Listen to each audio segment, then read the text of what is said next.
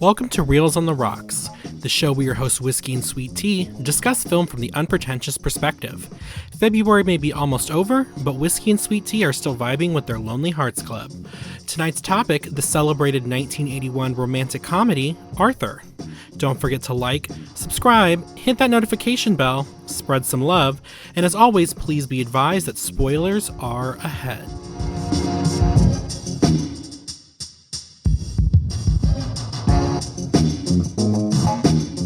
Whiskey, do you want to double your salary? Yeah. Then open that door. But it's cold outside and California's drowning.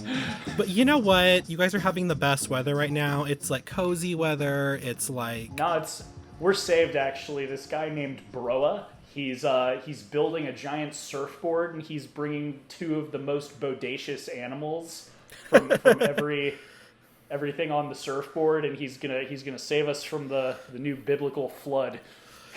Yeah, but he's got sweet ice tips and everything. That's how you know he's talking. Definitely a Californian take on the Noah's Ark classic. Anyway, welcome back, listeners. Welcome back. If you survived our 3-hour episode last time and are not dead, we're well into the new year already. I am in my Jim Bro era. I am nagging nagging Sweet Tea to join me, but jury's out whether T's gonna get a gym membership with me. We'll be buff bros. Oh yeah, because that's what we need to be, is buff bros. We'll be movie buffs. Oh my god, new take. Plot twist: if we ever become like super like in shape, change the name of the podcast to Buff Bros, and we're movie buffs who are buff. I would just say movie buffs, but I'm pretty sure there's already a show called that somewhere. Probably. Well, welcome back to what our, I don't know, is the second or third annual Whiskey and Sweet Tea's Lonely Hearts Club, the time of the year where we discover movies that have some element of romance that's integral to their plot. Yeah, and also this is kind of a good pairing. I hadn't seen...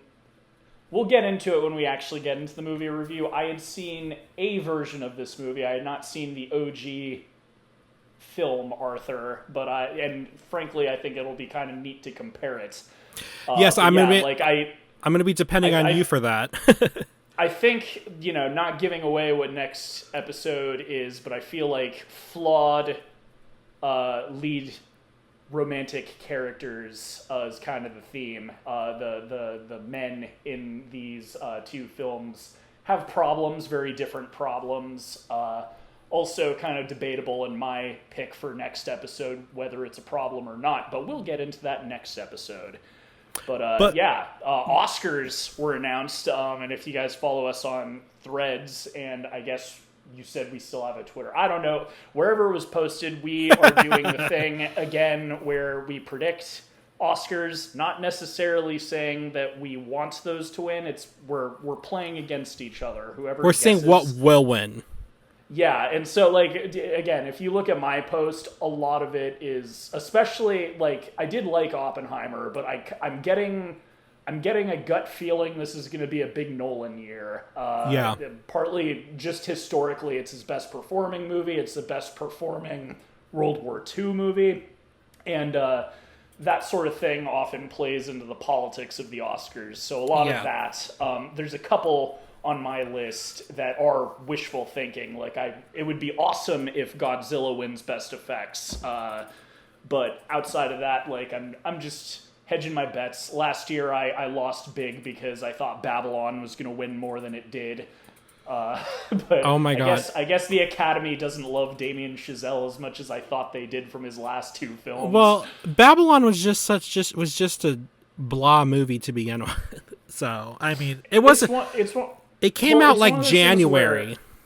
Well, it's also as I said, we're basing our predictions on what we think would win. And I had not seen Babylon. I still haven't seen Babylon, but just based on La La Land and Whiplash and how much just love the Academy gave those, I was like, oh, Damien Chazelle is one of the new golden boys. Everything he puts out is going to win at least a few Oscars. So having it win, I'm pretty sure nothing last year was kind of surprising, and I think that's what tipped the scales in your favor. To be honest, I got a couple of lucky guesses in there, but yeah, March 10th, we'll see who is doing something funny on the on that episode. Oh my god!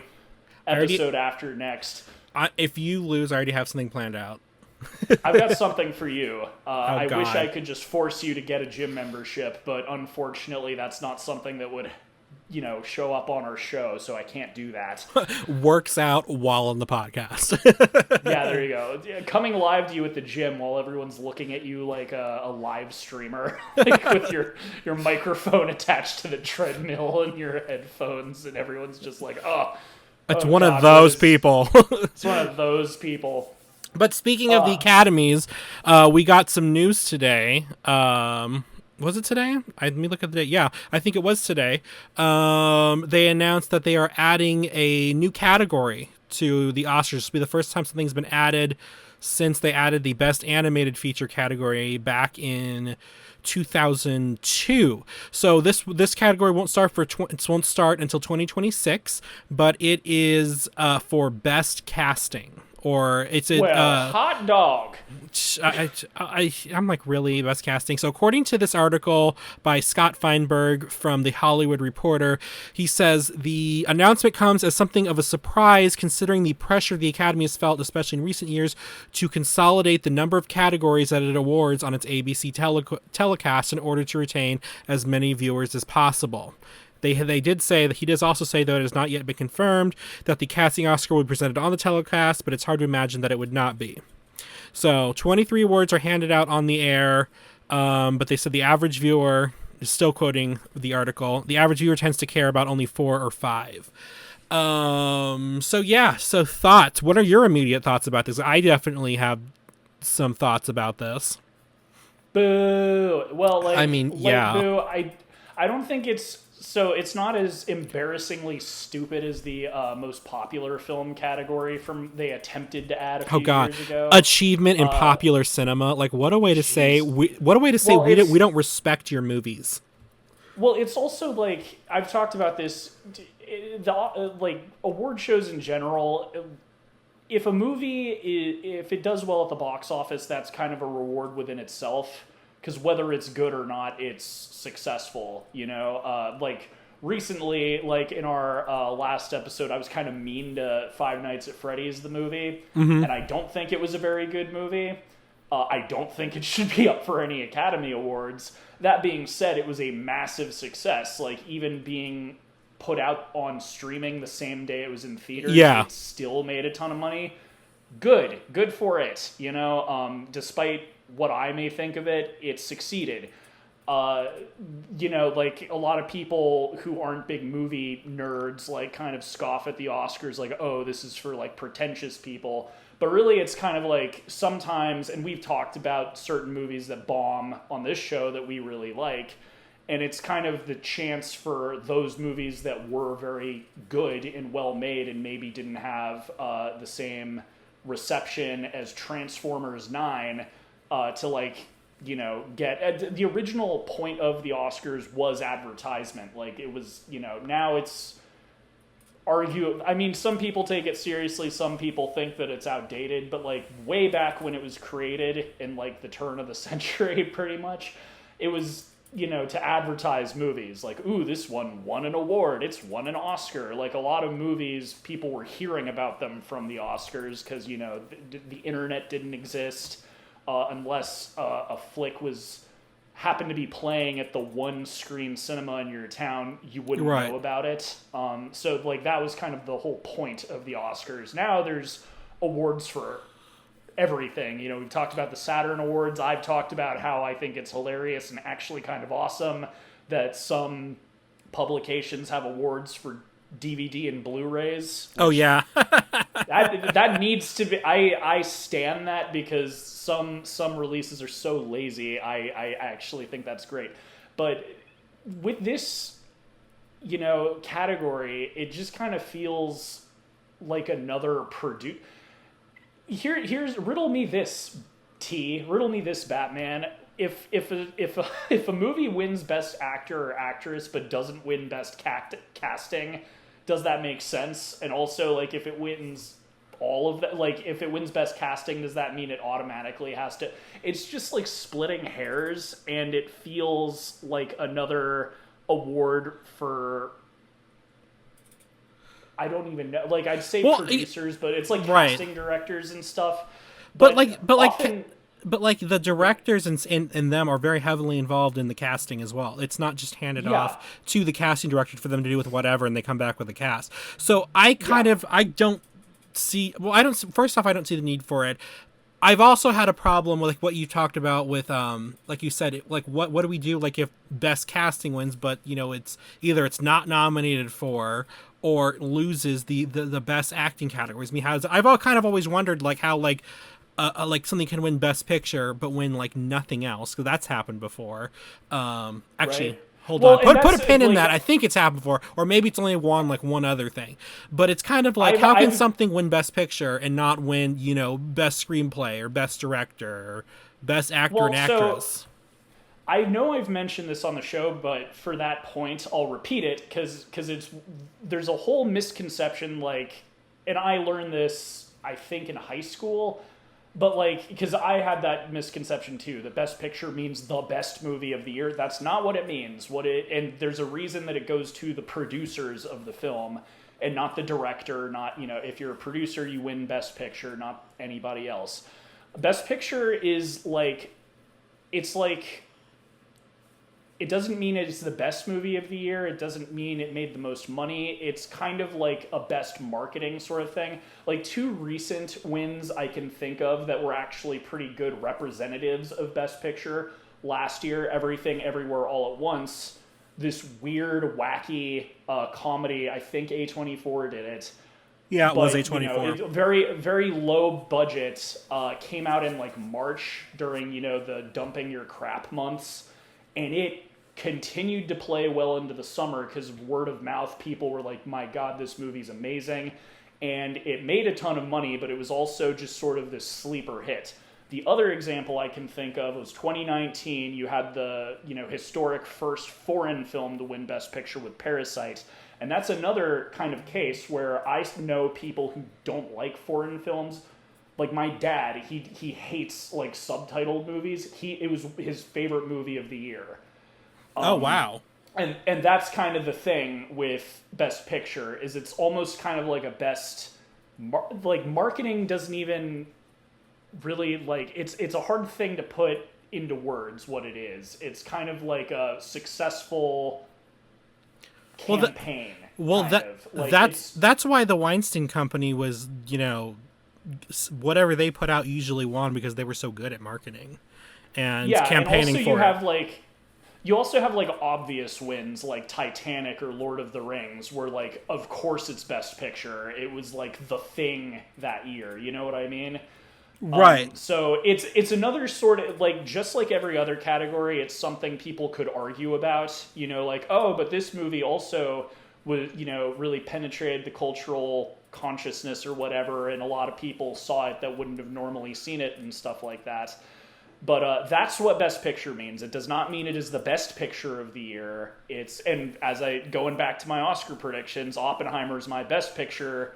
Based on that definition, Barbie. Am I crazy? Barbie was nominated for Best Picture too. It was. Also, thank God. There you go. So, like, I'm pretty sure I didn't see your predictions, but I'm guessing that's your Best Picture. Maybe, maybe not. But both of them make sense because, again, like, Barbie was absurdly popular. Oppenheimer broke records for, like, historical dramas. Like, that's what Best Picture means. Well, and that's part of the reason I predicted. Based on the definition you just gave me today, if anything other than Oppenheimer or Barbie were to win Best Picture, it would kind of be a travesty. Because they were like the textbook definitions of what, like you said, the award was laid out for. And, you know, like the year that Silence of the Lambs won Best Picture, it was sort of like what you said with what was it called, Everything Ever All at Once. It was not really put out to be a serious awards contender, and it ended up being this sleeper hit that became immensely popular. People loved it, and, you know, that's that one. You know, even like going back as far as my favorite, Gone with the Wind. the public was fascinated with not just the movie but the whole process of getting it put together. Newspapers would cover daily where they were at in the casting process because there was just such a public fascination with that, and they were able to really utilize that to get people excited about the movie. So again, by that definition, also it did deserve to be Best Picture.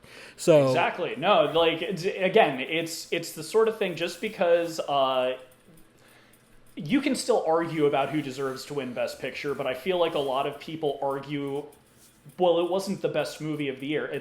That's not what that means. Like, it doesn't it's not supposed to be the best picture of the year. It's almost like it's a misnamed category. Like it really should be, like you said, best marketing or something. The problem is that the category was created. I'm pretty sure that's been there since the first Oscars in 1920 or 30 or whenever the first Academy Awards was, and I'm pretty sure that's what they called it. But that's a thing I've noticed, especially with everyday moviegoers who aren't as nerdy about it as you or I. They assume it means the best movie of the year.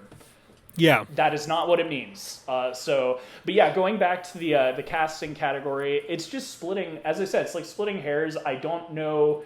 It's gonna make people kind of confused about, because again, if a movie wins Best Actor or Actress or Supporting Actor or Supporting Actress, and then it's all different movies, it's like, well, then how can you say it had the best casting? Or are you talking about because ensemble? Or that would make sense. Best ensemble, that would make sense. Yeah, that would make sense because, like you said, the difference between that and the Best Picture Oscar is this is a direct correlation. A leads to B. Best casting should lead to Best Actor, Best Actress. And if it doesn't, why did one get them and not that will create a legitimate question, and I don't know if they've thought that through yet, but they've given themselves time because it's not going to be presented until 2026. But it's my personal gripe with some of these awards is and I think we've talked about this before, is so much work goes into each of these categories that. And the fact that, I always use art direction as an example. The art director has the vision, but and they create everything, but then, they hire people in their department to bring that to reality. I've always argued that if something wins Best Art Direction, everybody who worked in the art department should get an Oscar. And of course they don't do that because then it's not as exclusive. Everybody would have an Oscar. But, do you know what I mean? It's like, everybody's work led to the final project. This person came up with the idea, of course, but they didn't execute it for the most part. I mean, there's been cases where it has happened. For the most part, they never execute these things solely. And I've always wondered about the Best Director category, because it's like you're trying to... Maybe you can give me a better explanation of the category, because I've always been like, does the Academy send people to set and watch how they're directing and be like, yes, this is great technique. I see what they're doing there, or because to me their stuff is so behind the scenes that how do you know that literally everything that came out is a direct result of what they did? This is and I'm pretty sure I've mentioned this on the show. Director as a job is also just very misunderstood, especially because we have celebrity directors. Tim Burton, Spielberg, Stanley Kubrick, Martin Scorsese, the list goes on. And a lot of these people have a certain style that they like, which kind of... The auteur theory is running rampant and wild these days. And, when you become a big enough director, there might be some truth to that. What a director does, if you are not a famous director, if nobody knows or cares who you are, and the producer is breathing down your neck to do your job and not to be a diva, director... And this is another thing with the whole casting director thing, or best casting. What is the director's job if you're not a celebrity director? Acting. Yeah, tell the actors where to stand. So if you have ever seen a movie with an actor you like, or who normally is really good, but they suck in the movie, that's the director's fault. If you've ever seen an actor you hate, someone you think has no talent in any inch of their body and they are killing it, that is the director's fault.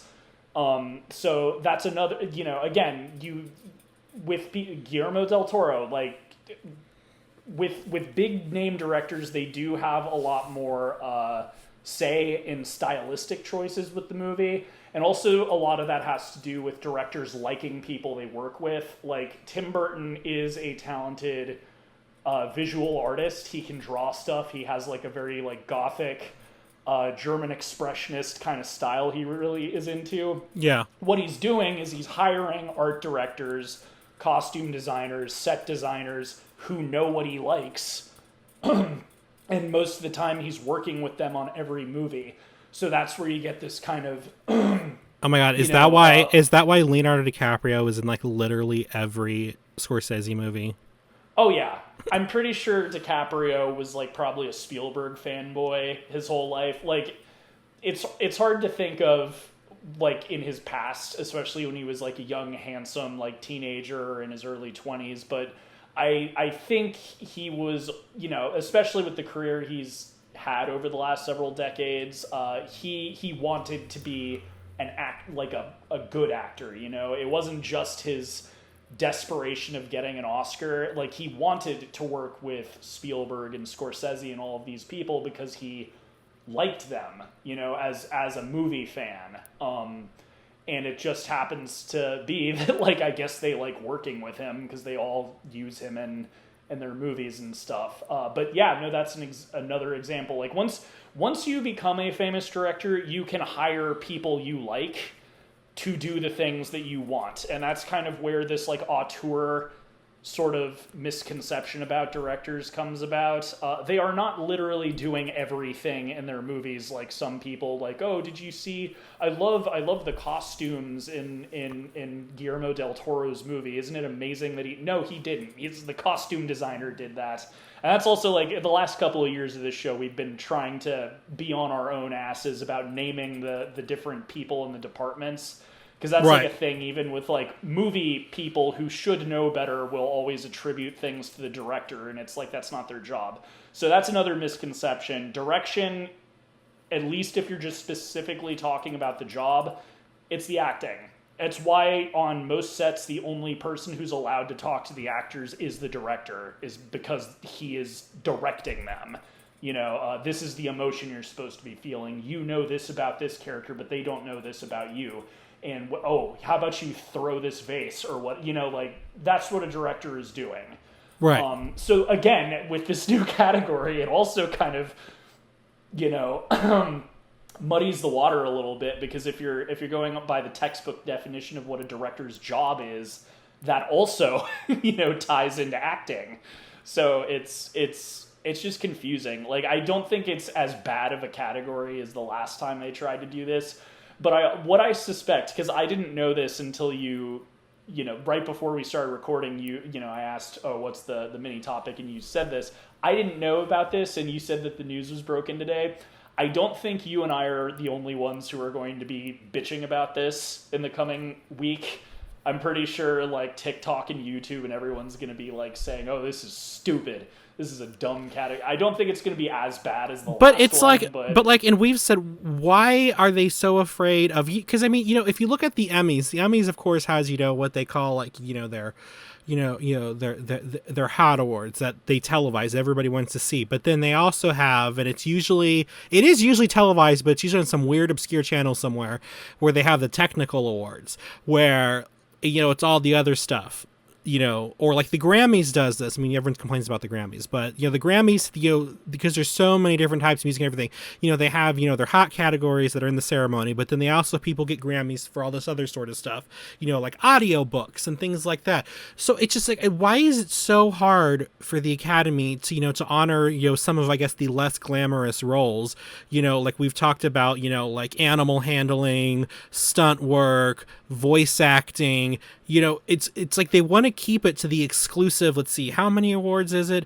I just read this too. 23 awards. They've kept it to 23 awards, and it's like, but they alienate a large portion of the movie industry, and I have no idea what their justification behind that is. Like you said, Well, and that's where I do think there's going to be backlash. I think from the general public, it just because seems they're all like gonna- more. It just seems like more, pats on the back for the people that are already getting the awards. Well, so another just misconception about the film industry that a lot of people who don't work in the film industry have is that, oh, it's all like ritzy and no. If anyone is curious, like 70 to 80% of the work in Hollywood is blue collar. It's building things. It's electrical work. It's, basically like the same thing as like the construction worker you pass on your way to work. Yeah. And I think, as I said, I think the general public is going to think this is stupid, but I think people who work in the industry and just nerds like us are not going to like it because, like you said, it feels like it's another like executive level award when there are people in the working class aspect of filmmaking who don't make millions of dollars a year, who are getting passed up. Like you mentioned, like if I were to, list awards that are long overdue: stunt work, voice acting, both, male and female, if they're going to do the whole best male and female lead supporting, best voice acting, best animal actors, which would obviously the Oscar would go to the animal trainers who do that. And there's even more. I think about them all the time, but those are like the three ones that I feel like are especially overdue. But I think that's kind of the worst aspect of it is, like I said, it is, most labor in the film industry is working class labor, and, that's not the casting director. Like, that's just another, like, producer or something that's just going to be getting another Oscar, and I think that's kind of dumb. Yeah. The whole producer thing is so bad. A few years ago when what's it called when the West Side Story remake came out, it was nominated for Best Picture and a bunch of these major categories. It was nominated for Best Actress, but they didn't even have the lead actress couldn't even attend because they didn't send her an invitation. And this was like super embarrassing for the Academy that she wasn't going. They invited I think maybe he was up for it, but the fact that the lead actress, and I know you said there's a misconception about what the Best Picture is, but it's still optics, how it looks, that they couldn't have the lead actress of it. No, that's ridiculous. And then the worst part is they're like, oh, okay, I guess we'll make her a presenter. That's the only way we can get her. And like, seriously, some executive couldn't say, I guess I'm just not going this year. I've been, the top brass of like Warner Brothers, CBS, not CBS, Warner Brothers, MGM, they go every year. Like, seriously, one of them couldn't give up. They couldn't like just be uninvited for 1 year. Like that was incredibly embarrassing. And it was even more embarrassing the fact that they said they had to make her a presenter to get her in. Like, that was just stupid. Ridiculous. Also, by saying that, you just made me think of another one: best dance choreography. Yes, choreography would be amazing. Again, I think of these all the time. The three that I listed earlier are at the top of my list, but if I think about like different types of movies, I always come up with other categories that would apply. But anyways, that being said, okay, we're just rolling our eyes at this category. But moving on to the topic at hand. Woo! you just complained about romance movies, but this is the Lonely Hearts Club. So both of these movies are good. Well, and that's the thing too. Like, if you're going to see like a romantic comedy, you can't really complain if there's anything like that. That's true. It's not like it's a surprise. Yeah, exactly. So today we have the fabulous and quite iconic movie Arthur from 1981. But before we get into it, Whiskey, what are you drinking this evening? Well, I made the faux pas of getting my drink situated before I saw the film. If I had seen the film first, I would obviously be drinking scotch because that's Arthur's drink of choice throughout the film. But because I did not know that, and since it's, technically it's our first episode back, for the new year, even though we did release a new episode. It's like, oh, it's the kickoff of this year. I decided to go with a champagne because I assumed that's what Arthur would probably be drinking when he's out with the ladies of the night. Yes. So it's a Barefoot Bubbly Brut Curvé, or I can't pronounce it, but yeah, tasty stuff. How about you, T? So I took my cue from the fabulous bathtub scene, which in this movie has a different context than in Saltburn.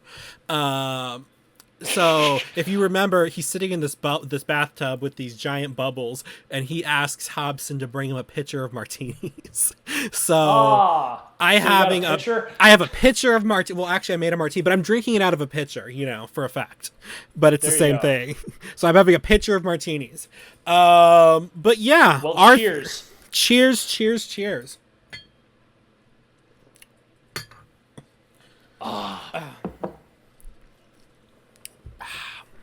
Okay, so Arthur, so let's go through the fast facts really quick before we get into our impressions. So we have Arthur, released in 1981, and these facts are pulled from IMDb and Wikipedia.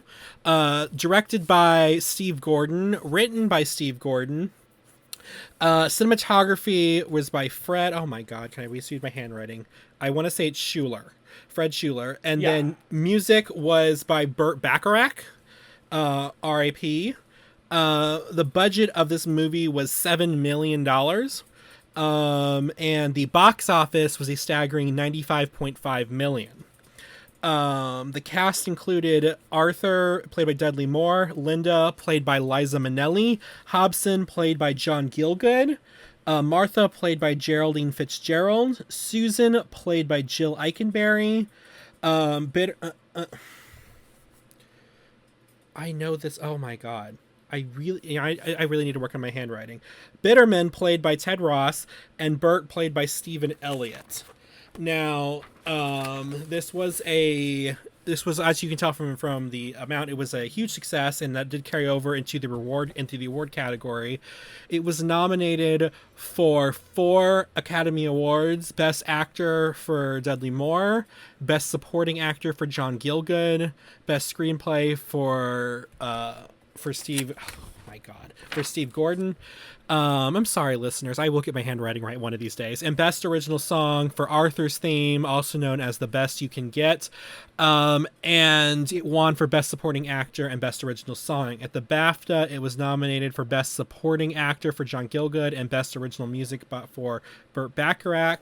It was nominated for 5 Golden Globes. It won 4. Best Motion Picture, Musical or Comedy, Best Actor for Dudley Moore. Best Actor, Musical or Comedy for Dudley Moore, Best Supporting Actor, Musical or Comedy for John Gielgud, and Best Original Song, Arthur's Theme, The Best That You Can Get. And it was nominated but did not win Best Actress, Music or Comedy for Liza Minnelli. Grammys, it was nominated for 3 Grammys for Record of the Year, Song of the Year, and Best Pop Vocal Performance Male. For The Best That You Can Get, also known as Arthur's Theme. And the vocal performance would have gone to Chris Cross, the vocal performer. He was also a writer on the song with Burt Bacharach. It lives on today with being number 10 on Bravo's 100 Funniest Movies, number 53 on the AFI's 100 Laughs, and number 79 on the AFI's Best Songs for Movies. For Arthur's Theme, The Best That You Can Get, it was the 4th highest grossing film of 1981, and it's been adapted at least 3 times by other countries for foreign language films. So that's kind of where the stats on this are. So did any of highest? You said it was the highest grossing film in 1981? 4th highest grossing. Okay. I was gonna be like, I'm pretty sure Star Wars or Indiana Jones came out that year. The math is not mathing. Well, I was just even then I was also thinking back. I think it was 1982, but I was like, also E.T. came out around that time. No, anyway. But yeah, so now Dudley Moore. This was the only time that he was nominated for an Oscar. But if you look at what was also up for Best Actor that year, you're kind of understand why he didn't win, because to me this is a pretty iconic performance. So like for Best Actor, he was up against Henry Fonda for On Golden Pond, who did win, Warren Beatty in Reds, Burt Lancaster in Atlantic City, and Paul Newman for The Absence of Malice. So like all these just major names. He didn't like stand a chance, unfortunately. But what are your first thoughts? You know, this is your first time seeing, and you said that you saw the 2011 adaptation with Katy Perry's ex-husband, Russell Brand. That's who it is. I forgot he was married to Katy Perry. Yeah. Well, and also, you know who played Liza Minnelli's character in the 2011 one? Who?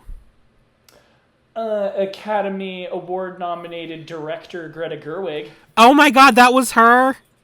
That was her in the Arthur remake. I kind of love and hate that for like poor girl, but I'm so glad that she was at least tied to the Arthur storyline, because I love Arthur. But go ahead. What are your? So that was actually when it's funny because that was the first time I heard of her, and then when she became a director, I was like, she sounds familiar. What was she in? And then I was like, oh, she was in that Arthur movie. So initial impressions, I'm going to save off on the comparisons to the 2011 one because I think it's worth comparing it to that. I don't think it was utter garbage, the 2011 one, but I think it's a good if you see that one compared to this one, you can see why this one is considered like a comedy classic.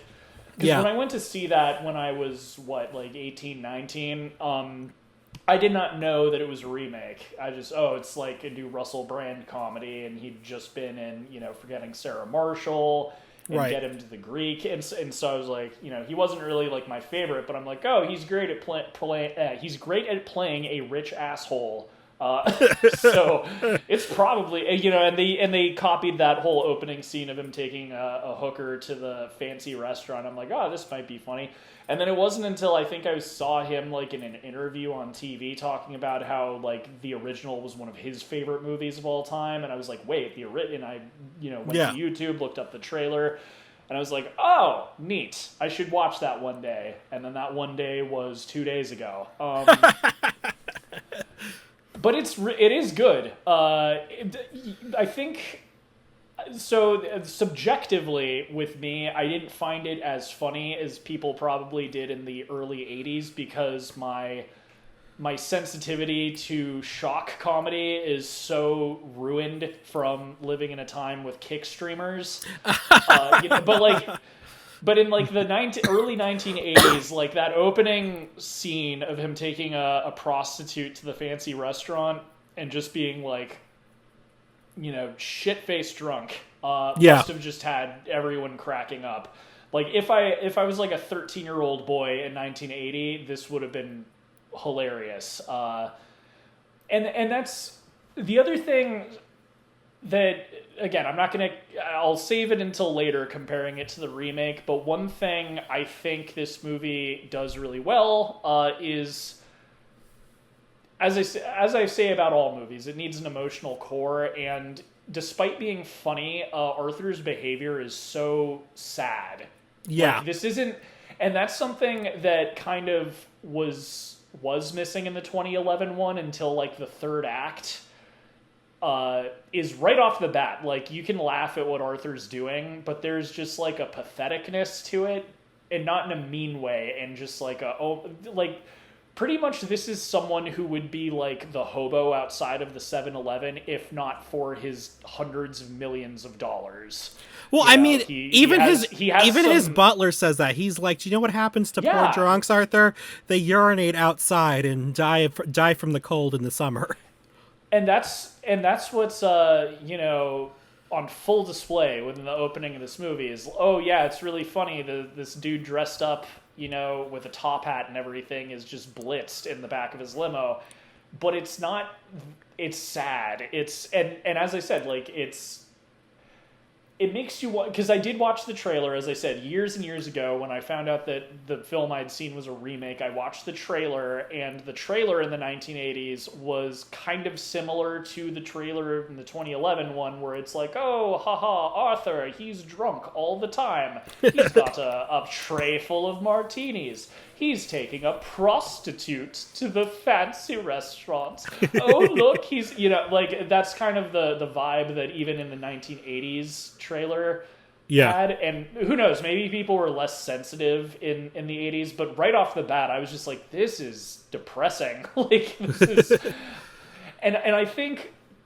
I'm glad I was hoping he would be nominated, because frankly, Dudley Moore kills it in this. He's so good, because this is the other reason it is important to make him a pathetic and sad character is, if it was not the case, this would be the most unlikable character. Right. You know what I mean? Like, if this was just some rich jerk, like, going around being a nuisance, being drunk in public, no one would sympathize with him.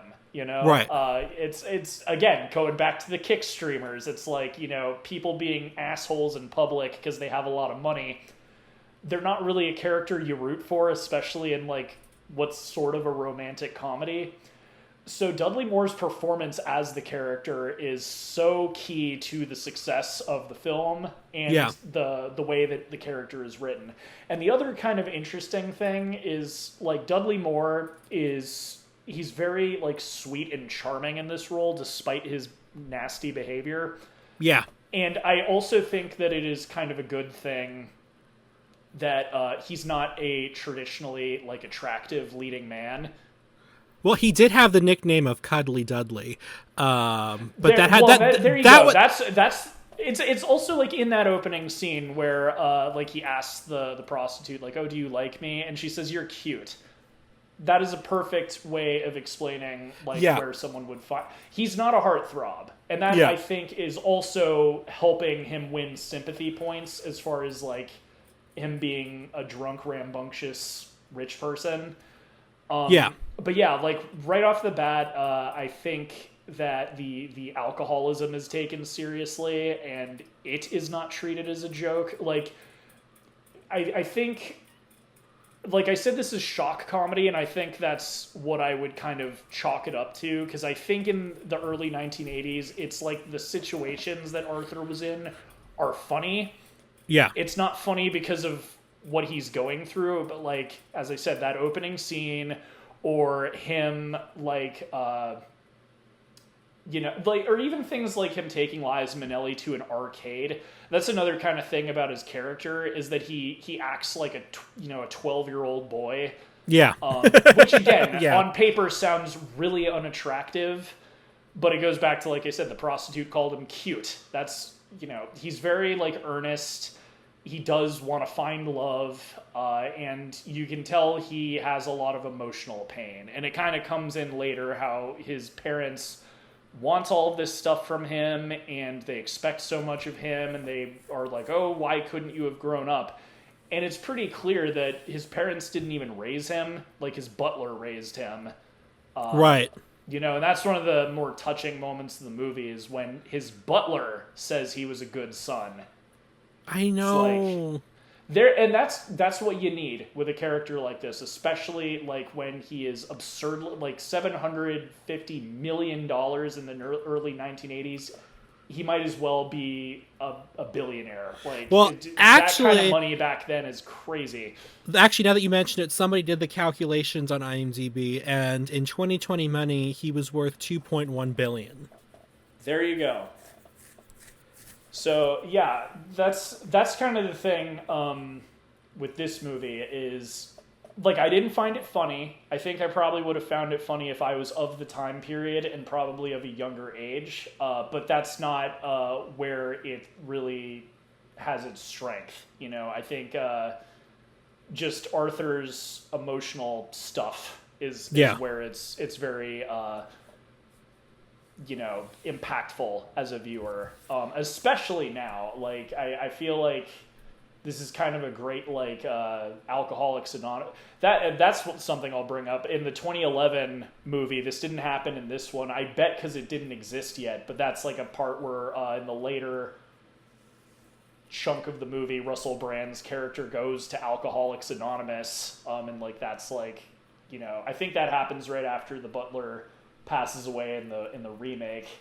But that was like a thing that was in the newer movie that wasn't in this one. But again, I think that might partly be because I don't think Alcoholics Anonymous existed in the early 80s. I might be wrong about that. I feel like that was like a late 80s thing.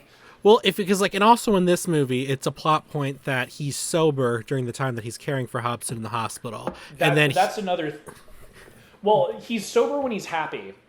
Well, that's the thing I think is really kind of showing where it's coming from. Whenever he's with Liza Minnelli, whenever he's happy, he is not drinking, and I think that kind of spells it out to the audience why he's doing what he's doing. Well, and he even says during the bathtub scene that he's like, come on, I can't go see my father sober, you know, because it's just like. It's so unhappy and so uncomfortable for him.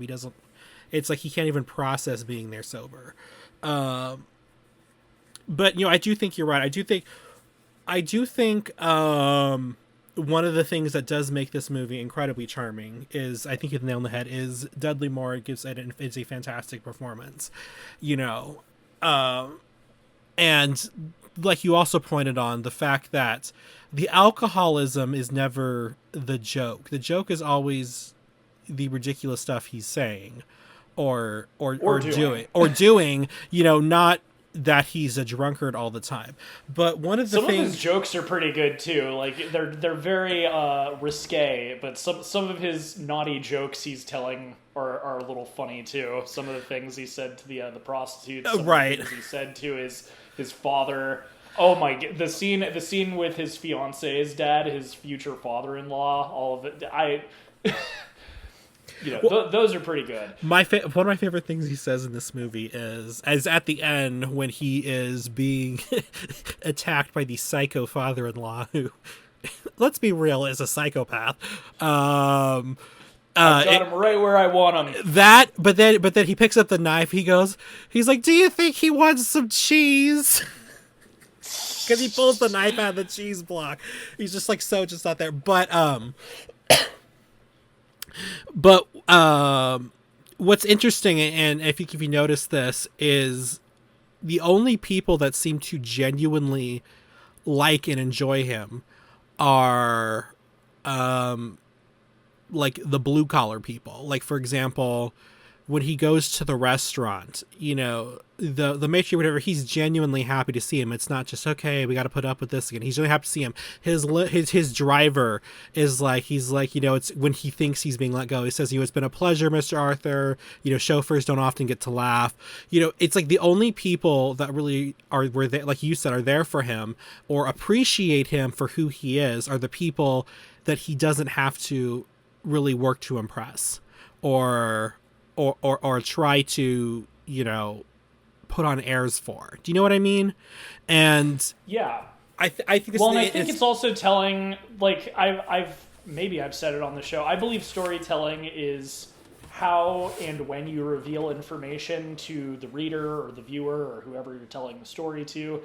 And I think it really speaks volumes that outside of the finale, the wedding scene, you only see his father in one scene in the whole movie. Yeah. That's go. right. That's how much he, again, like, that's how absent his parents are. Yeah, and it's kind of, it's really wild to hear, like, oh, I wish you could grow up. Says why when you've made it so easy for him not to? Babysat his whole life. Yeah, it's crazy. But there you go. Like, that's kind of why he is the way he is. And it's, you know, it's classic, you know, rich kid with all the money in the world and no emotional support. One of my favorite scenes in the movie has always been when he goes to Linda's house, and I forget after what event that he goes to her house, and he knocks over this thing of mail, and it's like a napkin holder, but they're using to hold mail, and it falls on the floor and it breaks. And he spends like I kid you, I think like 2 minutes trying to put this thing back together before he says this is a goner.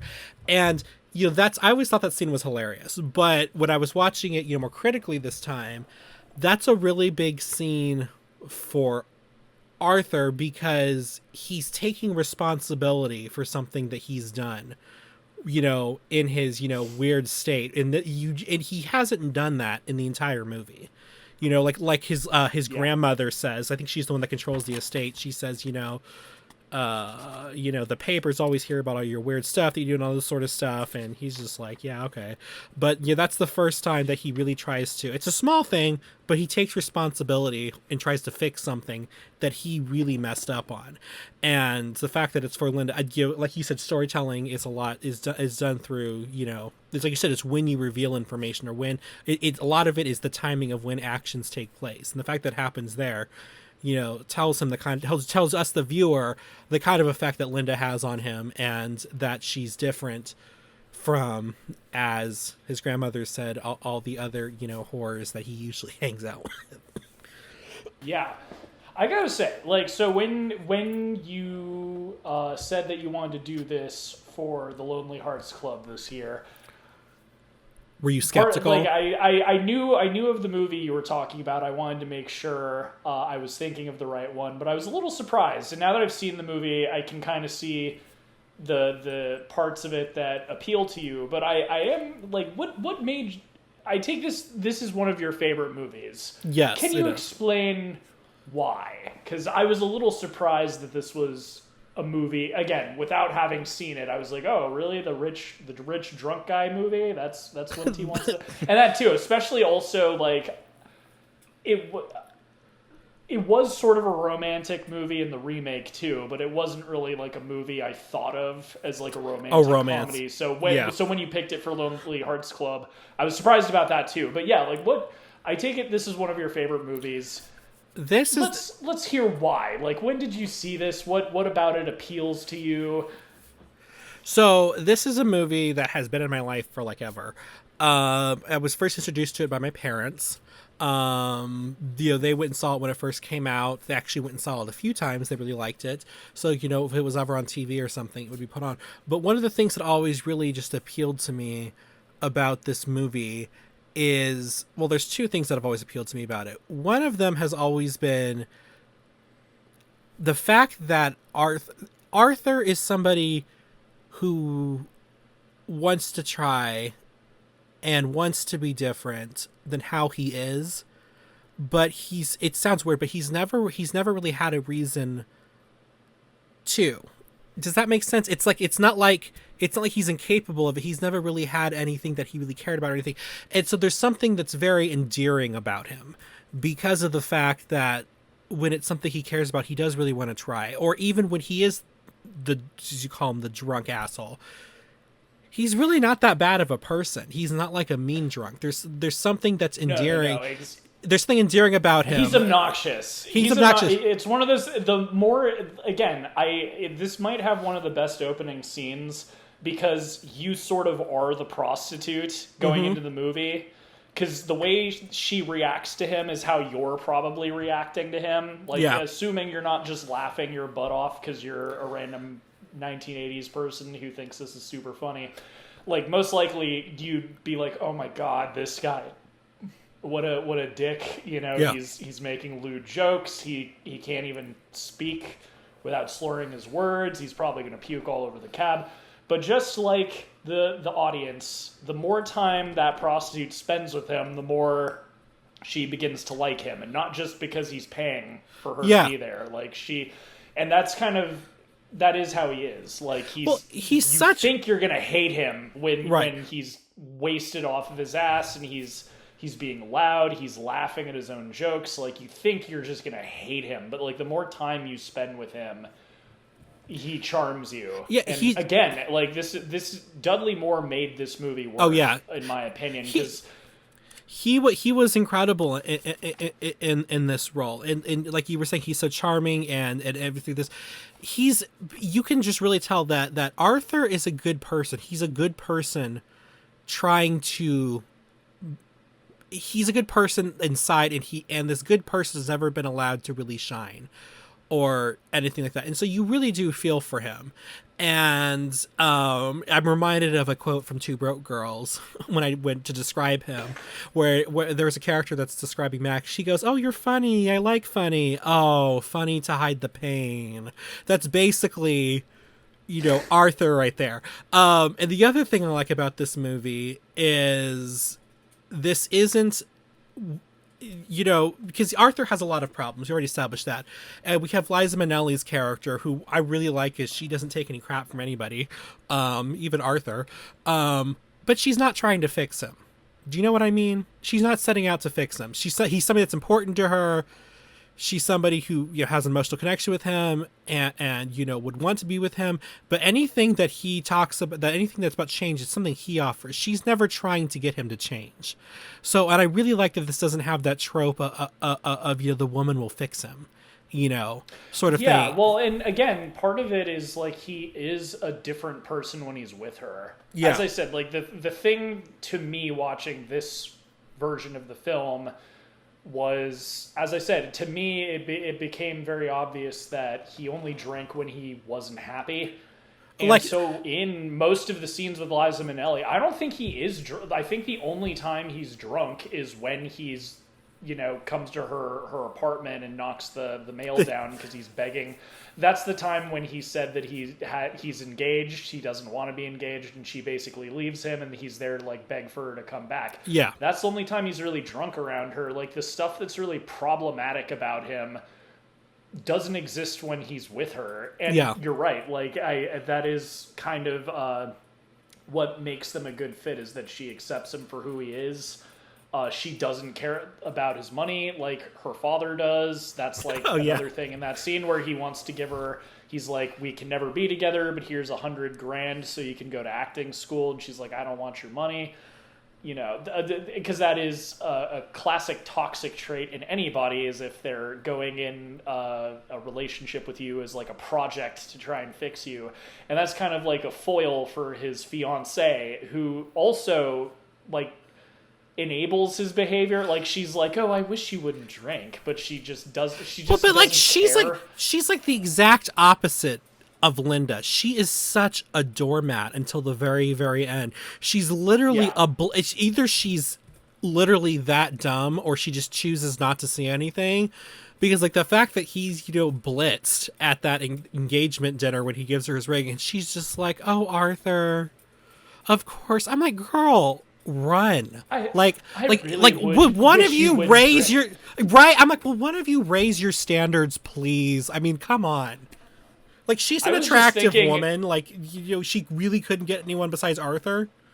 So when Arthur, at the beginning of the movie, when he says he's normally out with a tortoise, I thought, because I didn't know what his fiancée was going to look like, and I was like, oh, is she ugly or something? And then the first scene with them out to dinner, I'm like, she's gorgeous, she's nice, she is a doormat, but it's like, it really is kind of like, I mean, it goes perfectly with what he says. I'm not in love with you. There's nothing wrong with her. He just doesn't love her.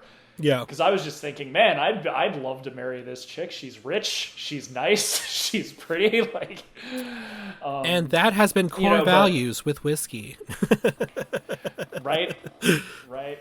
Well, so again, I'll save it for late, not too much later, but there is an interesting twist with her character in the remake that I think kind of, so the remake is not god-awful. Before I get into comparing it to that, I will say I didn't leave it hating it. It was kind of a meh movie. Like, it wasn't bad, but it wasn't good.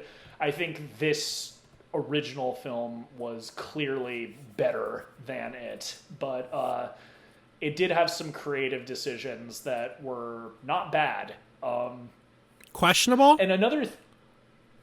We'll get into it. Okay. I think before going into that aspect of it, I'm happy the music, won some awards. I will say I liked Arthur's song that won the Academy Award. Yeah. Maybe it's like an era thing, like the early 80s. I gotta say, no offense to this guy who sang the song, Christopher Cross. I didn't think he had a perfectly great voice. There's you know Scott Baio from Joni Loves Chachi. Yes. Like in the late '70s, he attempted to have a music career. I guess it didn't really do well, but he sounds exactly the same. And some people were saying his voice is like off. Like I think Scott Baio is a bad singer. Well, I think he's a bad person, but that's just me. Oh, I agree. I'm just saying, like, that when I was hearing Arthur's song, just the voice of the singer, Mr. Cross, I'm sorry, you sound like Scott Baio when he's trying to sing, and it was off. But that being said, it was a good song, and obviously I am the odd duck out as far as people from this time period, because he won the Oscar. He also co-wrote the song, so kudos for that. Particularly didn't like the sound of his voice, though. Well, this was what's interesting about him is he actually wanted to score the film, but the studio was nervous about it, so they gave it to Burt Bacharach. However, he did stay on to help I think co-write this song and co-write and then of course sing on it. Interesting. I just found out he's from my hometown. Did not know that. Cool. That's cool, but it is sort of like one of the iconic songs from the 1980s, especially with the famous line "When you get caught between the moon and New York City." Yeah, no, it's a good song. Like I said, I'm just not a fan of the singer's voice, but I'm glad it won. In general, the music was good. A lot of things were good, but what the heck? Let's get into comparing it with the remake. So one pairing we have coming up at some point this year, I wanted to talk about really good remakes. Yeah. I don't think this would make the cut. But I'll talk about some of the changes they made and see what you think. So first off, in the original, and I'm saving Russell Brand for last because I have a lot to say about him. But really quick before you get into this, funny thing happened to me today. I Yes. was at a video reselling store. We have a chain here that's called CD Exchange, and it's basically just DVDs, CDs, Blu-rays, all that fun stuff. Anyway, in the clearance pile, sitting on top, and of course it would be today, they had the Russell Brand Arthur on clearance for $1.99, and I was kind of like, should I pick this up just to see if I should watch it? My mom was like, no, do not bring that into our home. Did she see it? Have your parents seen it? They refused to watch it, even because when I was younger, I was like, oh, it's like Arthur, like the Arthur we like. And they were already like, no, we're not seeing that. They were a little snobby about it. I mean, who knows? But she also been good, though? Right, if it had been good, they probably would not see it. But she already has never liked Russell Brand, so didn't start off well. But I just thought it was just funny that, of course, the day we're recording the Arthur episode, that pops up on the top of the clearance stack. But go on. It might have been, well, it sounds like it wouldn't have been allowed in the home, but I would say it's worth checking. I'm saving you the time by telling you. So Liza Minnelli in the original wants to be an actress. In the remake, Greta Gerwig wants to be a children's book author. Okay. I think it kind of worked. She was going for the sort of pseudo indie manic pixie dream girl sort of thing. Oh yeah. Well, I mean, I want to be a children. I've got a children's book idea for a cat who can fly, or who knows? I don't remember. I mean, well, that kind of explains one of the scenes I remember seeing from the trailer, I assume. But I guess that was the early 2000s. Well, not the early, kind of early 2000s. Early 2010s. And that was kind of the peak manic it's right pixie in dream that girl Zooey time. Deschanel era. Yeah. I do not blame Greta Gerwig because she did not write the movie. She did fit the bill as far as the look for the manic pixie dream girl. But I just thought, interesting. I don't know if that really is a good I feel like it works for that archetype of female lead that they were going for, but it doesn't make sense for someone struggling. Yeah. Like the actor thing makes a lot of sense in New York City. You'd be down on your luck. Mm-hmm. Like you wouldn't be able to pay the bills, but like a children's book author, Like, I could see maybe no one wants to publish her book or something. I don't know. Again, like, going off of memory. The math One isn't thing mathing. Exactly. I forgot. I feel like she was like a kindergarten teacher or something. Like, that was her day job. I don't know. Obviously, they were going for the cute, quirky thing. One change I actually thought was good, going with the whole fiance thing.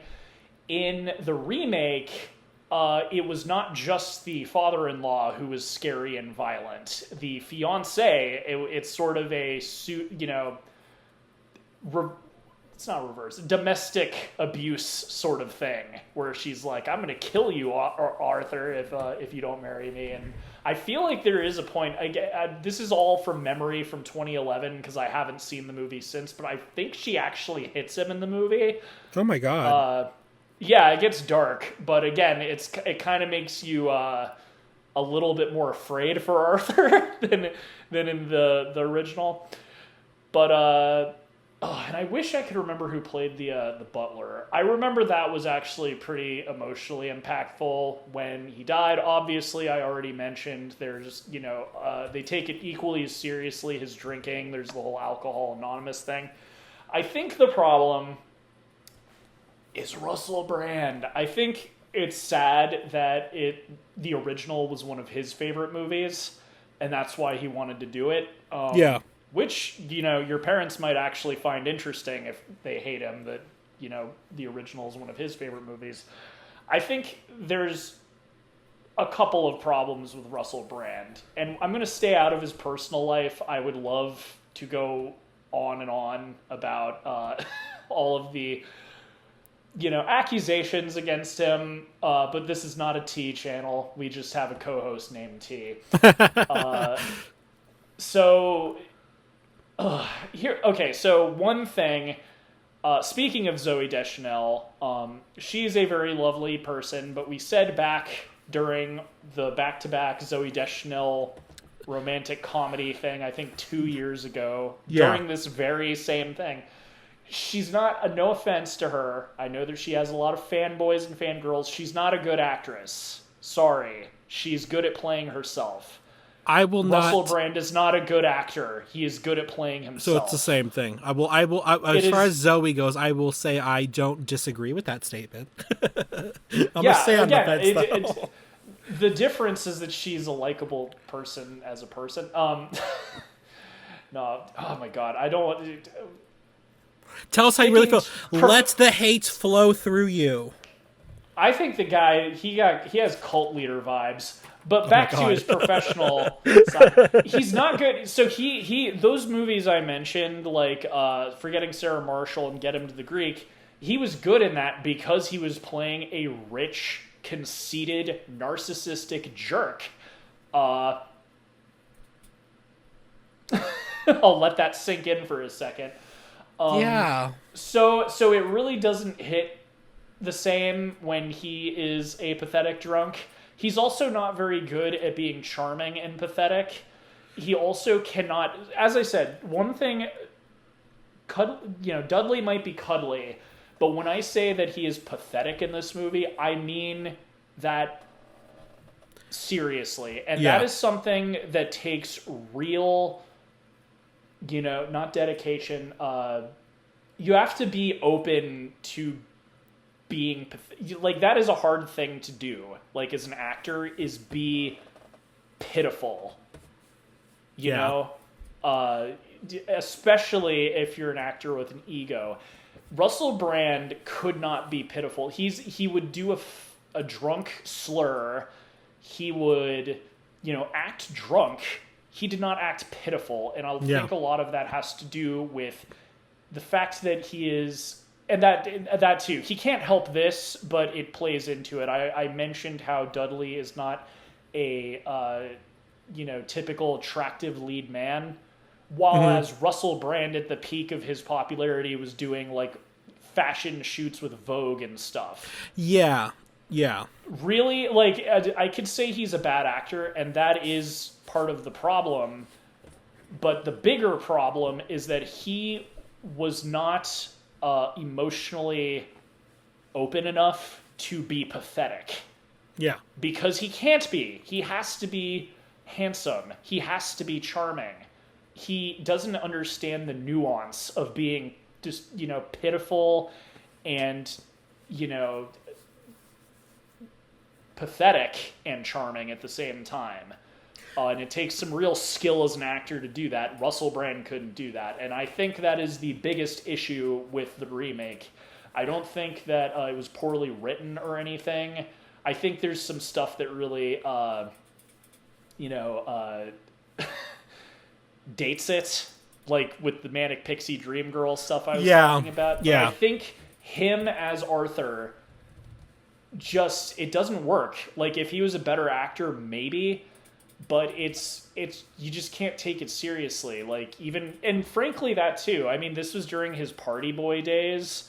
He was probably that obnoxiously drunk in real life, but frankly, if you had just taken a cell phone video of him at the clubs, he probably would have been a better Arthur than he was in the movie. Oh my God.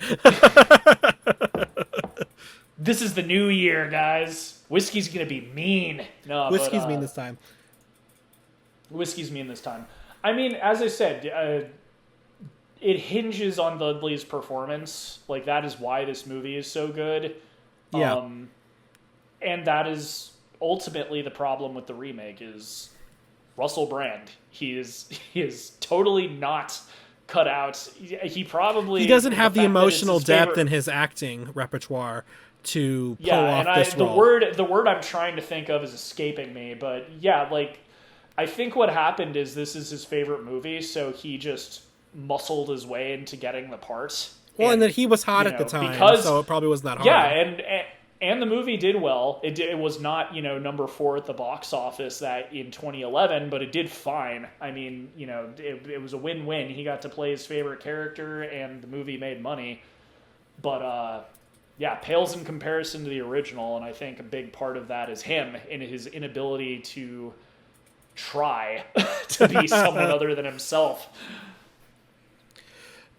Speaking of acting, so you said you didn't remember who played the butler. So ironically, that was played by Helen Mirren. She played Hobson. That's right. Man, there we go. I'm actually impressed I can remember so much about the movie, honestly. I spent today, like, thinking about it, so I knew I'd be able to talk about it tonight, but I'm actually kind of impressed at how much I remember from a movie I saw in 2011. Well, some things just stick with you. So in the original, it's he's played by John Gielgud. So what's interesting about this is John Gielgud's performance was raved about. He won an Oscar for that performance. He won, I believe, a Golden Globe for that performance. He was the only actor nominated for a BAFTA for his performance, and that he was one of these people, he hated this role. He turned it down several times and really literally only took it because he said the money was too good. He didn't think he was being funny enough or anything. That's like, I guess during takes and stuff, he would ask Liza and Dudley if what he said was even funny, because I guess he claims he didn't understand the humor in the script. And I'm just kind of like, okay, you're just being snobby. There's like unless you're that daft, I don't see how you couldn't see how what you were doing was funny. I'm thinking particularly of the scene where he goes to Linda's apartment and he gives her the dress and tells her, to show up at the engagement party, because he's trying to, put things in motion for Arthur, because he realizes how good Linda would be for him. And so he just walks in and he's just like, oh, how tragic. This is just their apartment, which I found hilarious, because her apartment is like so on trend right now. It's like, it's very chic. I mean, it looks, for the time, it doesn't look expensive or anything. It looks very, I guess it looks very working class for the time, but like, cause I watch like videos of people like decorating their apartments, like her apartment is so on trend right now. So that's what I just find so hilarious about that. Then he wants tea and then he says, I hate tea. And he was just being obnoxious, and he's another one of these people. It's like at the beginning, you kind of hate him.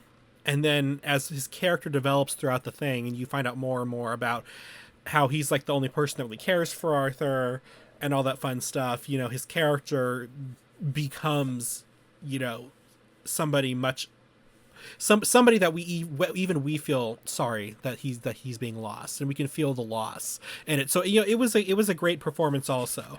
It was great. It's a great performance also. I actually think that I kind of feel like him hating the material added to the performance, because his whole thing is very sardonic. Yeah. And sarcastic.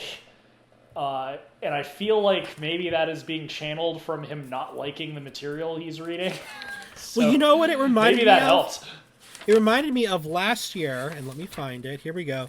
When we talked about Eric von Stroheim, who played Max in Sunset Boulevard.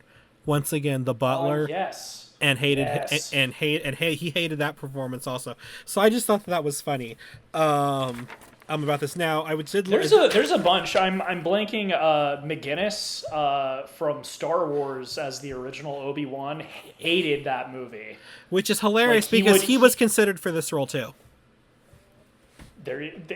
Again, it's interesting when that happens, and it always seems to be like with that case too. It's these British actors who are like very.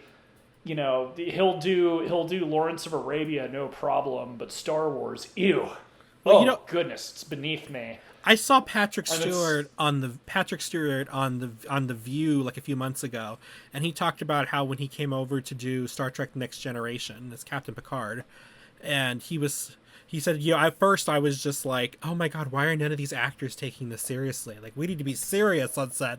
And, eventually they were just like, dude, chill out. Eventually it became fine and they got along and he kind of mellowed out. But I just think it's so funny that we have that guy who was talking about, how they weren't taking things seriously on set. He now plays Avery Bullock, like on American Dad. So I think that's part of it, what makes him... Because that's different from not liking the material. That sounds like he really, he liked Star Trek and wanted to take it seriously. And, he loosened up and everything. But I think that... here's another example. Like X-Men. I'm pretty sure he'd never read a comic book in his life, but he was awesome as Professor X. I think that there is something to be said. Obviously, it's not always... with this movie, Hobson won the Academy Award, and he thought this was like a joke role. Like he didn't take it seriously. He didn't try very hard, and he still won an Academy Award. But I do think that there's something to be said about an actor going into it and giving a shit. Yeah. Speaking of Patrick Stewart, his best friend, also from X-Men, Ian McKellen. He famously played Gandalf. He had never read any of the Lord of the Rings. He was unfamiliar with the character. He read all of the books. Now he's a big Lord of the Rings nerd because of playing Gandalf.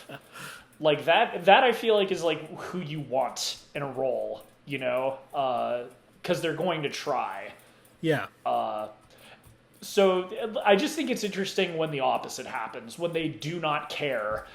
They are not taking it seriously, and then they are still an iconic performance. Right. I want to say it's Alan McGinnis. I just remember his last name is McGinnis. It's Alec McGinnis. Alec McGinnis. Okay, I'm sorry. Hold on. It's Alec Guinness. I don't know why I put the Mick in there. It's Alec Guinness. Alec Guinness. There we go. Thank you. As one of those people, I always recognize his name and they can't recall it. But yeah, like he's a perfect example. Like he'd been in tons of quote unquote like classic films, especially with a lot of Howard Lean movies. I think I'm saying that right. But Star Wars. He's everyone remembers Obi-Wan. Obi-Wan. A lot of the stuff that he said in that first film gives people chills. And even afterwards, like he would come back as a Force ghost in the later sequels and stuff. It's just crazy that he hated it so much that he would be like rude to people in public if they asked him like about the role or something. It's just fascinating, and I guess this is the same way. As I said, I would argue that his hatred of this role helped him because he channeled that hatred into that kind of dickish sort of butler behavior he did in the movie. Yeah. As I said, sardonic, sarcastic, like very dry, matter-of-fact, mean way of talking to people a lot of the time. It makes me wonder if maybe that's why his performance was so good. So we were talking about people who were considered for these roles. Like David Niven and Alec Guinness were both considered for Hobson. Supposedly, now I was reading stuff on IMDb, and basically it looks like almost everyone under the sun was considered for it. So I don't know how accurate these are, but supposedly Carrie Fisher and Deborah Ringer turned down Linda. And then they also said that James Caan, Al Pacino, Robert Redford, and John Travolta were considered for the role of Arthur. I couldn't see any of them pulling off this role. No, as I said, I think part of the reason it's not just his performance. They got someone who looks right. I don't mean to be mean to Dudley, but I know he has that pudgy cherubby face. Yeah. Yeah, I mean, if you got Robert Redford, it's part of what I just said about Russell Brand. Like there's something wrong about it's like if you got, well, I don't know, Robert Pattinson's pretty good. He'll make himself ugly for a role. Which is what makes him a good actor. Again, but having like a conventionally attractive person, unless they're just really good at acting, or they just method act and come onto the set blackout drunk every day. that's how you make it work. No, but I genuinely, like, I hate to be that guy, but I do think that the way he looked also kind of contributes to why he's such a good pick for the role. Well, because they said originally they didn't want a British actor, they wanted an American actor, and I know it's kind of a surface level thing, but I also kind of think him being a drunkard with a British accent helps with the charm. It's a little more charming that way. I think so, and I also, one thing I thought was kind of, because it is weird, I was thinking that, why didn't I think about that during the remake? I don't know, but during this movie, for some reason, it did come up, like, why is he British? He's in New York City. I felt like that was kind of a good, subtle storytelling. I could tell that Arthur was old money and he was marrying new money. Yeah. And I thought that was kind of subtly hinted at with the fact that he was British. Like, oh, he's so rich and his family's been rich for so many generations that they're not even in their home country. Like they probably came to the United States and they're so insulated that they even still have an accent, even though Arthur probably was, raised in New York City as a kid. Whereas the guy that whose daughter he's marrying is very American and you gotta get what you gotta kill for what you want, and I grew up poor and I murdered a man, Arthur. Like, that's kind of the vibe I got is, old money, new money. Actually, I didn't pick up on that either until you pointed out, but that makes total sense now. Especially at the end of it. I love when, because he was deciding to be with Linda, they were going to cut him off and everything. And I love how she's so old money that she's like, no, you're taking the money because no Bach will ever have to take a job that is beneath you. I'm like, that is just so funny that the thought of him just taking a job was so disturbing to her. She's like, here, have the $1 billion. Right? That's like such an old money move. It's also so funny because that was kind of the point of him. It contradicts what his father told him, because his father wanted him to, obviously not like a crappy job, but his father wanted him to work doing whatever it was he did, I guess. But it's also it's also like one of these things where when he's at that level in the office, what is he actually doing? Well, that is kind of something I think that is part of, I do think there is a little bit of social commentary, not heavy-handed in this movie, but it's the same with his future father-in-law. Is like, what do they do? There's that whole thing like, oh, I killed a man. I grew up poor. What do you even do though? Yeah, it's basically like, what does Arthur's father do? Like, it's basically like, what do you say? What do you say to these people? Congrats on all the cash. It's like, what do you do though? Well, and even like when he's meeting his father in the one scene that he talks to his father in the whole movie, oh, I don't like this place. Everyone's so stiff. It's because it's a place where people work, Arthur. And I'm just thinking, what is it like? Investment banking, Wall Street? What did they do? And I think that's kind of the point. I'm pretty sure everyone with an adult brain is probably thinking the same thing. What does he do? Yeah. You know. So this was the this movie was so popular that it remained on. So back in the day, they had movie rental charts, to see what's popular. Oh yeah. So for 2 years after this movie came out, the Arthur was in the top 20. It stayed in the top 20 of movie rentals for 2 years after the movie came out. So that was pretty impressive. Now, going back to Dudley Moore, he based a lot of his performance on his former comedic partner, Peter Cook. Now, Peter Cook was somebody they used to have, I think it was like a stage show or so. They were basically like an act. But Peter Cook had a huge drinking problem, to the point that Dudley, ended up breaking up the partnership because he was like, we can't, this isn't working. This is awful. But what's funny about this, and I think Peter Cook resents his role in Arthur, because this is if I remember correctly, this is the role that kind of got Dudley Moore, he was kind of known, but got Dudley Moore huge was Arthur. And of course it's based off of Peter Cook and how he behaved, which is also kind of sad. But also Dudley Moore had a sad life. So, he did several movies, but he started off, he was a musical prodigy at the age of 13. So he not only perform music, as you saw in the movie, was actually playing the piano. Noticed that. He, in a movie, I believe it was called 6 Weeks, he starred opposite Mary Tyler Moore. And he completely composed and arranged all the music for that movie. It's also a sad movie. He was in, I don't know if you know this, Bedazzled with Brendan Fraser. Yeah, no, and I know that's a remake as well. So he was in the original. He played Brendan Fraser's role in the original. Oh my god, that is so crazy. That is crazy, man. He's every movie he's in gets remade like 30 years later. Right. So he did several. He did movies. He did music. Sadly, I believe it's somewhere in the 90s.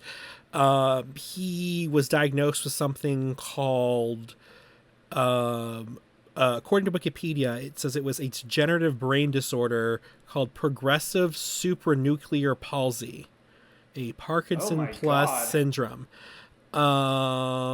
And so, and the sad part about this is, I guess, according also to this reading, that the early symptoms of this are similar to intoxication, that people just thought he was, he was a drunk, and he wasn't. But, he had to use a wheelchair and everything. So that was in the late 90s. And in 2002, he passed away from pneumonia that was exacerbated by this progressive supranuclear palsy. So that's just sad. Like, poor guy. Because I feel like if he was still around today, he would be doing great. I feel like he'd still be acting, still be musicking, all that sort of stuff. But that was just sort of a tragic thing to find out. That is sad. And it explains, because I was thinking, I'm like, Dudley Moore, I've never really heard of him outside of this movie. The first thing I was thinking is Roger Moore, like James Bond, like any relation. Yeah. But yeah. I don't think so. He does have a star in the Hollywood Walk of Fame. And I will say, the Brendan Fraser remake of Bedazzled is definitely better than the remake of Arthur. I haven't seen. I should see the original Bedazzled now that I know that Dudley Moore is the lead. But that is a solid movie. I don't know if you ever watched it, but it's pretty good. I had not seen Bedazzled. I know it's one that I need to see because it gets referenced a lot, especially when Brendan Fraser was making his comeback. People kept referencing Bedazzled. We keep calling it Bedazzled. I don't think that's the name of it, isn't it? Because Bedazzled is what you do to jeans if you have a bedazzler. It's called Bedazzled. Wow, so someone... That's... Huh. Bedazzled 2000 film with Brendan Fraser and Elizabeth Hurley. Yeah, no, Huh. That's weird. Someone took that word and changed the meaning of it in the 2000s, because now it's like, oh, you bedazzle things. He was in Santa Claus. Oh, I forgot about this. So there was a big movie that came out in the 80s. Yes. Santa Claus the movie.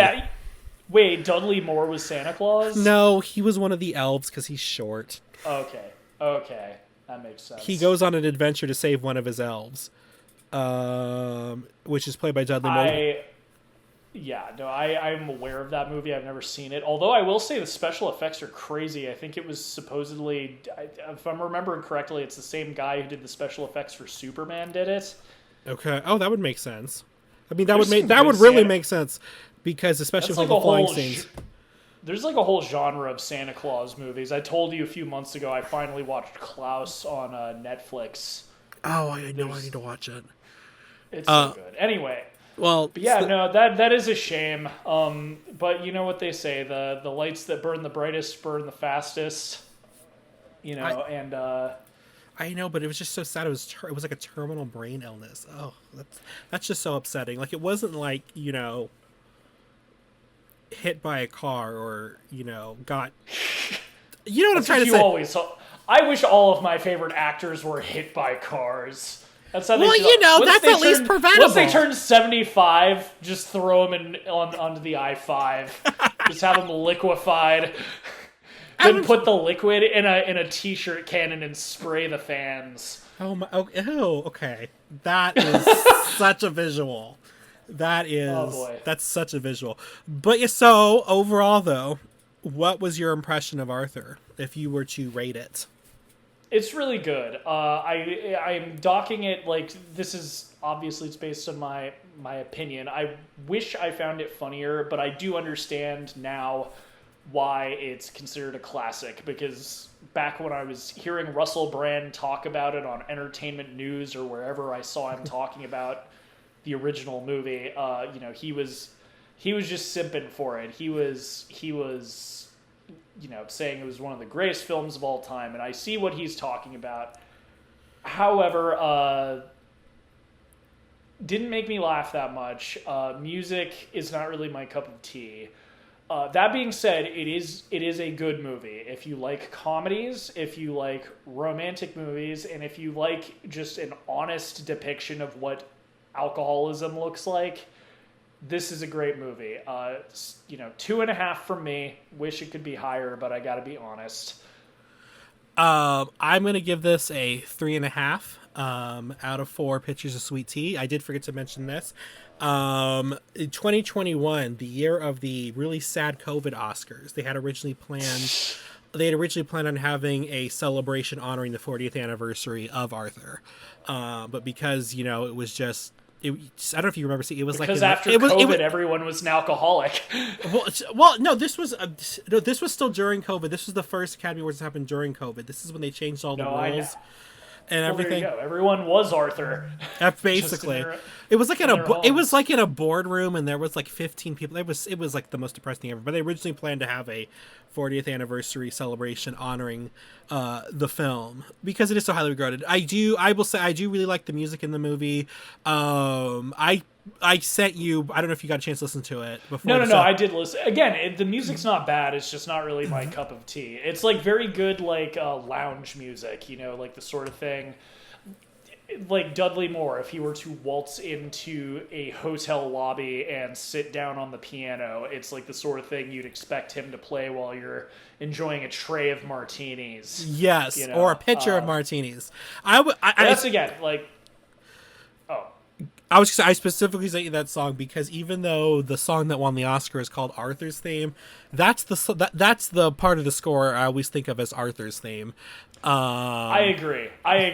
As soon as it went on, I immediately was like, "Oh, this music." I didn't listen to all of it just because I knew the song immediately, but I know what you're talking about. Again, it's just a taste thing. I'm not, I always talk about subjective and objective criticism. Since these are our own personal ratings, subjective things can come into it.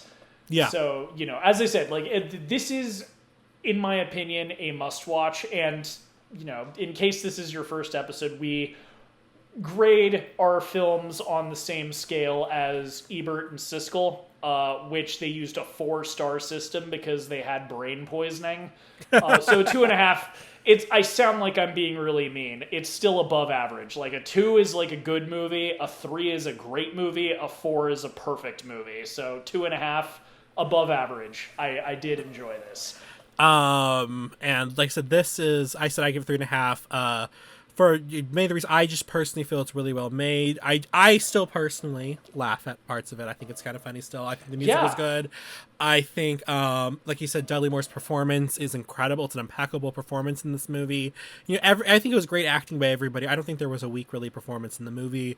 No, not at all. It's not a perfect movie. There's some things I changed about it, but it's definitely an enjoyable movie. It's one of these few movies that's considered, I guess it's considered by Hollywood, if the fact the Oscars wanted to celebrate it, considered by high art, and still qualifies as comfort food. So I feel like those two things don't always mix together. But love this movie. I'm so glad at least Whiskey said it's a must see. Everybody go watch it. I say go watch it. Have a pitcher of martinis, soak in a bubble bath, and complain about your problems to your in-house butler. But what do you guys think? What do y'all think? That Arthur is an unsung classic, or do you think that I was too nice? Let us know in the comments if you're listening to this on YouTube. Feel free to check out our backlog of episodes. We just did a marathon review of every single movie we saw last year in 2023. It's a big one, but in case you're curious what we saw and what we thought of what we saw, feel free to give that a listen. And check us out on Threads, Twitter. Let us know if there's anything you want us to review. But until next time, I'm Whiskey. And I'm Sweet Tea. Keeping it Kino. And suck it, Scorsese, still. See y'all next time. As Arthur said, no one should be alone. So thank you for drinking with us. Or not. Love that. Bye, y'all.